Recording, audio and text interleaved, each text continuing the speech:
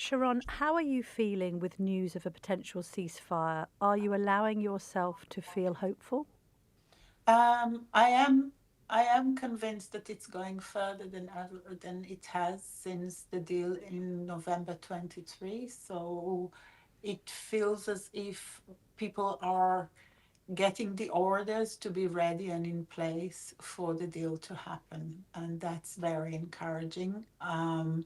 We have been there before. My mom just said to me on the phone that she will believe it when she see the ambulances with our hostages coming back home. Have you heard at all, Sharon, from your father, who obviously is still captured?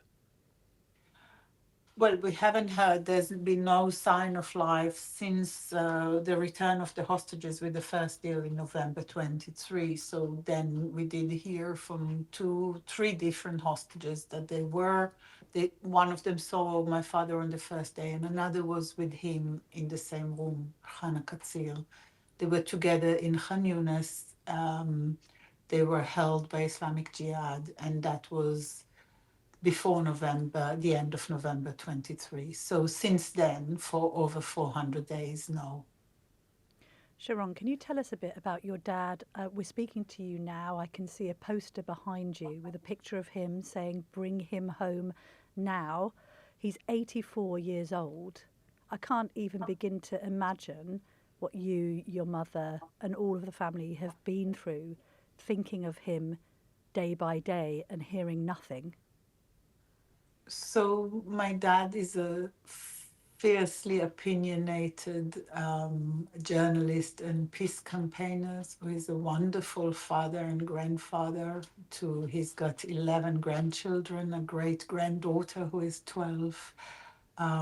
He always been very involved in the life of all of us, very supportive and loving. He been with my mom for 65 years. They lived in Nir Oz, which was a small kibbutz in the Negev, a mile from Gaza Strip. I think you can say that he spent his life building a kibbutz and trying to build um, a peace and a coexistence in Israel and Palestine. He was always for an independent Palestine. He fought for it before 67. So he is really a man that on the 7th of October see all his dreams collapse, see what happened when the worst of humanity is allowed to unfold. He's 2 weeks before the 7th of October was the last time he took Palestinians from the border with Israel to hospitals, children and elderly who were ill. A week before, the Saturday before, he demonstrated against the government of Israel and the kind of anti-democratic reforms it was trying to pass. He never felt sorry for himself. He felt very strongly that you do what you can to build the world you believe in. He is an idealistic person. It's very hard to imagine him being held captive for so long. He was frailer. One of the last things he said to me when I left in late August was, "I'm not always going to be here, so make use of me."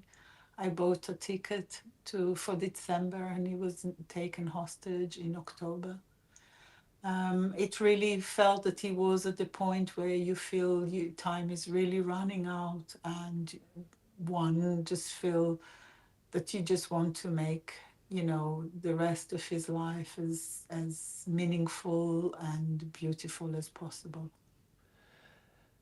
Tell us a little bit about your mother. You said that you spoke to her today. I mean, how has she been coping, and what has the mood been like amongst the other Israeli hostage families and loved ones and people campaigning on behalf of the hostages in Israel?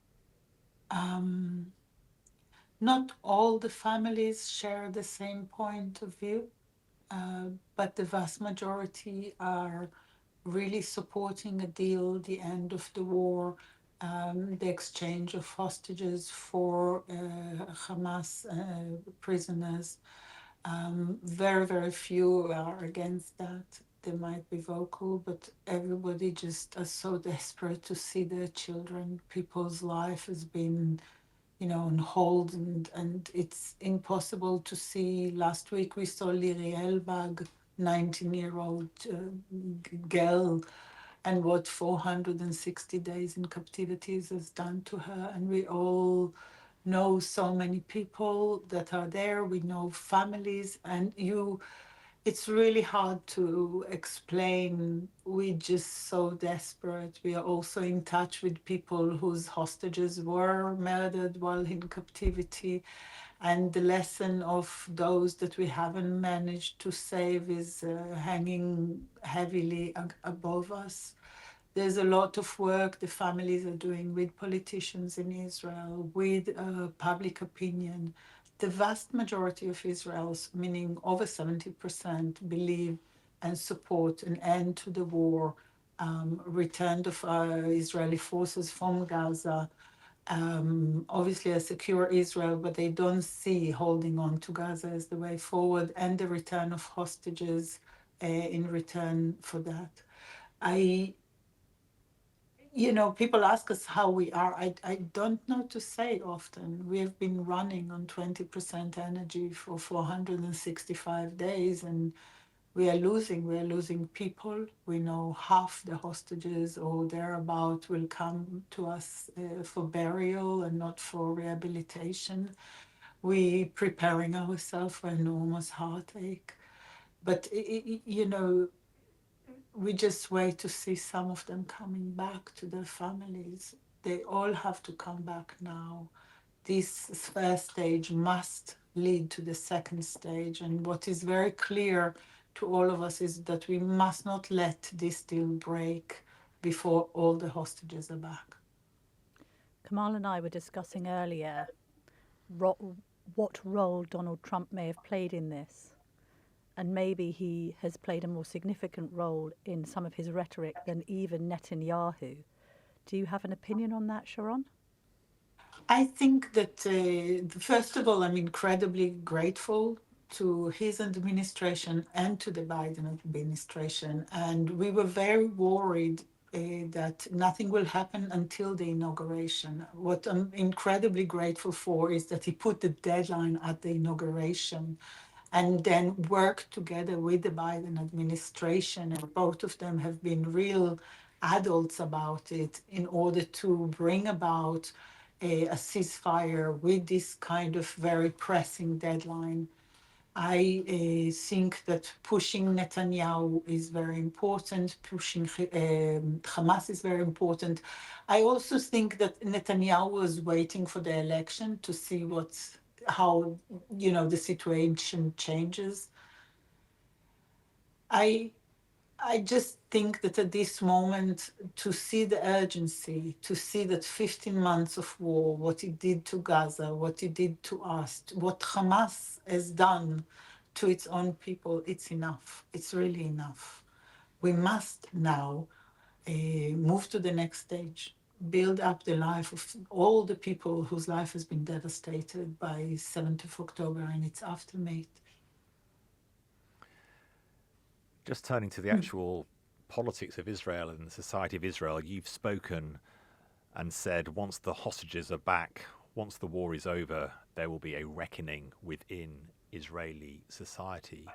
Presumably part of that reckoning will be for Benjamin Netanyahu's future. And many members of his government are saying even today that this deal must not pass. I mean, it seems impossible to see how a deal happens and the present Israeli government manages to survive it. Is that the sense in Israel when you talk about a reckoning? Yes, I think that this government will not be elected now. Consistently, the polling shows that it's a minority government. The polling show that over 70% of Israeli population want a deal. And, just today, Ben Gvir came out and said that with his political power, he managed to make a deal not happen for a year. For the family of hostage and soldiers whose life was lost over that year, it's it's something they will pursue. You know, they will pursue them forever, I think, until they really pay the price for what they've done. I think Netanyahu is understanding now that it's hard to say. Maybe Netanyahu was pleased with Trump pushing him. That's also possible. But this is a government that was not elected to do what it did. I think the people of Israel did not choose this government. It's a minority government, and it's a government that is being pushed by the hard right. And they really are not the people of Israel as a whole. Israel as a whole has moved to the right. Israel as a whole, you know, both society, Palestinian and Israeli society, have spent a long time believing peace is not possible. To believe that a sustainable future is possible will take some work, but it has to start. Sharone, I mean, we can hear in your voice you have been enduring a living hell since October the 7th. We send you our loves and our love to your mum, and we really hope, we so hope, that you can bring your dad home, and we will, of course, be continuing to cover the news of the ceasefire on the Daily Tea. But thanks so much for joining us today. You're welcome. Thank you very much, Sharone. Thank you. When Sharone talks about a reckoning, although, of course, rightly, any kind of deal will be celebrated to an extent, but what happens next in Israel itself is going to be very hard to navigate, with these divided sides and this very brutal argument they have had within the country about the way to approach this whole issue. I mean, there's the politics. Ben Gvir that Sharone mentioned, he's the national security minister. He is from the hard right of Israeli politics, saying that this deal should not go ahead. Camilla, you've mentioned that fighters in the Israeli Defense Force have said they don't want to fight anymore. So there's huge divisions, as of course there would be, but in Israeli politics and Israeli society, and are going to be very difficult to navigate. Also, it kind of, I mean, she has spoken so eloquently there of the politics of it all. And then I kind of thought, should I even be asking you this? But because for her, we're talking about an 84-year-old dad. It's kind of beyond comprehension. Before we were filming this, my dad messaged me. And you think about somebody of his age being in captivity for that long and all of the trauma that her mum has endured. And then she mentions, of course, that the mums and the dads that have been waiting for news of their children, often just late teens, early 20s aged children, and not having heard anything since, a month after the terrorist attacks happened. Just the excruciating nature of that. And indeed, she touched on how damaged some of the hostages who have come out have been by being in captivity, and how much support they're going to need. I mean, it would be, you're right to say, it will be remarkable for a ceasefire to happen and for these hostages to be brought home. But you're quite right to say what happens next is extraordinarily challenging.